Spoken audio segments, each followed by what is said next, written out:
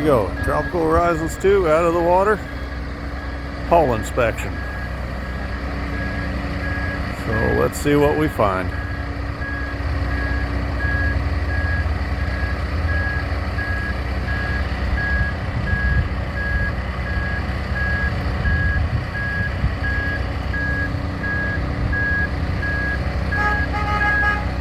Hey everybody, welcome back to the wheelhouse. Captain Eric here, and we are not in the water. We're actually out of the water. We did find some couple of problem spots on Tropical Horizons, so we've taken the opportunity to get those spots ground out, touched up, and fixed up.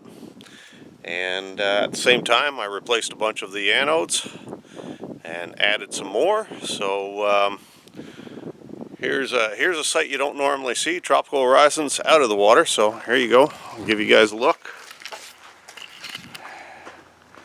And there she is. She's got plenty of rust stains on her, and that's from the salt water. That doesn't take long. We'll get those cleaned up, but she doesn't have to be out of the water to clean that up. But here you go. There's the new zincs, or anodes I should say, because they're made out of aluminum. And you can see, if I come in underneath here, you can see where there's a darker spot there. That's where it was touched up. And there's all sorts of little dark spots along the whole thing.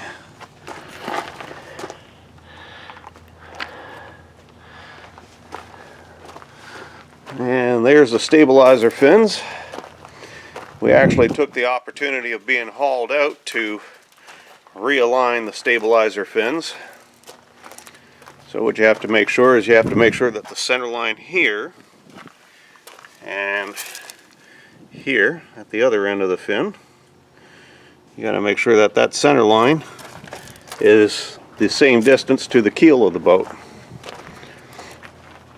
And one of the things that did cause us some concern was all sorts of little blisters that we were finding everywhere. There's another spot that was touched up right there.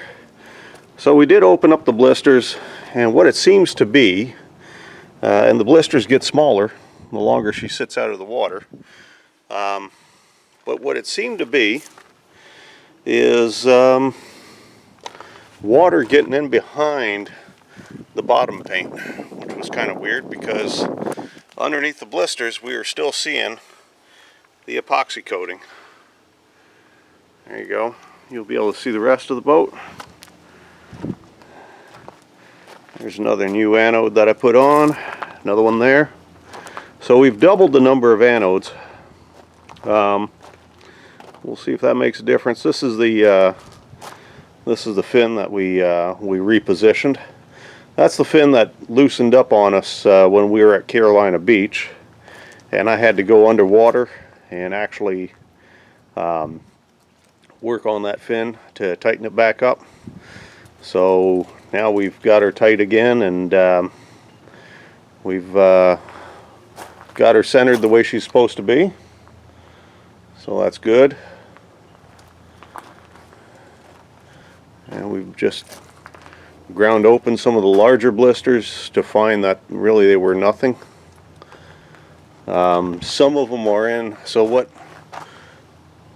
these boat builders did here is this right here is it's a fairing compound that they put on, which is polyester, and over time it does tend to soak up water in here, so you get blisters that kind of form with the water that soaks up behind the polyester, and those have got to be ground out and cleaned up and dried out and then refaired, all that kind of fun stuff.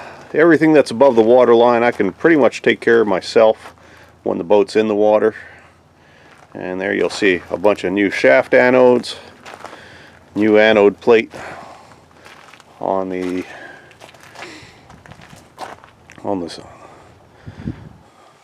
rudders and on the skegs.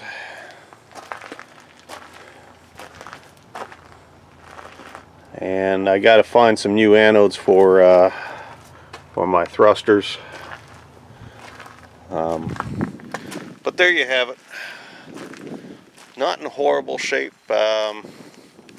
Once we get back here, we got to research things a little bit more on bottom paints and bottom coatings for steel hulls. But once we get back here in the spring, we'll haul out again, see how things are going. If we find that things are just fine, then we're not going to worry too much about it. If we find that things are getting worse, then we really got to figure out what's going on exactly with Tropical Horizons. But besides that, she's in pretty good shape for an old girl. What?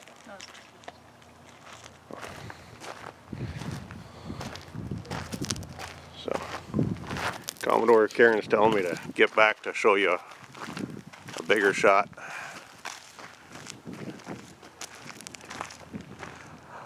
She's pretty big when she's out of the water. That's when you realize just how big this boat is. She's a big girl. If I go to the bow and give you the same kind of view,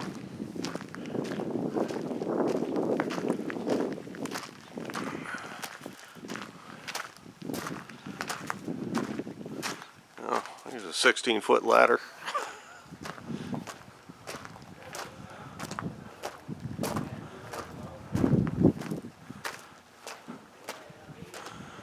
We're right up next to a Grand Banks here.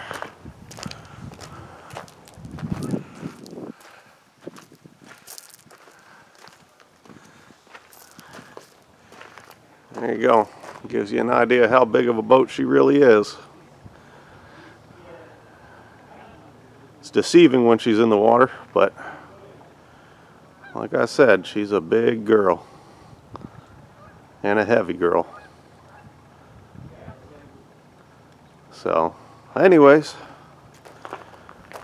she's getting the tender love and care that she needs, and hopefully she looks after us on our way down to the Bahamas. I'll fix up some of this stuff up here. Alright, that's it for now. We've been hauled out. I've got a that pesky starter motor. I brought it over to a shop that reworks, an Amish shop that reworks electrical motors, and they do a fantastic work. So they said they'll have my starter completely rebuilt. And it's a complete rebuild. They're replacing everything. But she'll be completely rebuilt, fresh, brand new starter by Monday, so that's tomorrow. And